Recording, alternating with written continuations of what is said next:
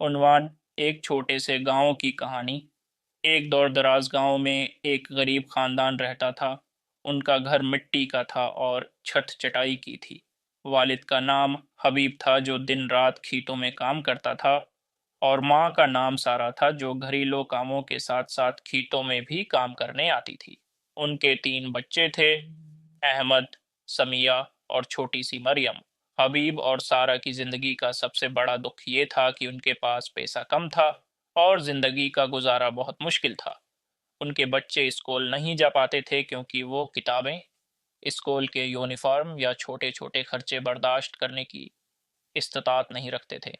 ایک دن حبیب کھیت میں کام کر رہا تھا کہ اچانک اس کے ہاتھ سے کھیت کا اوزار ٹوٹ گیا۔ اس نے سوچا کہ اب کیا ہوگا۔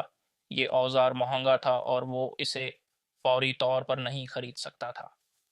اس نے دل میں سوچا کہ اگر وہ یہ اوزار نہ خرید پائے تو اس کی روزی کا کیا ہوگا، لیکن پھر اس نے ایک فیصلہ کیا۔ اس نے گھر واپس جا کر اپنی بیوی سارہ سے کہا: سارہ، ہمیں آج رات کھانا بہت سادگی سے بنانا ہوگا اور کل ہمیں پیسہ بچا کر اس اوزار کو خریدنا ہوگا۔ سارہ نے سر ہلایا اور کہا: ہماری تقدیر کو اللہ بہتر کرے گا، لیکن ہمیں ہمت نہیں ہارنی چاہیے۔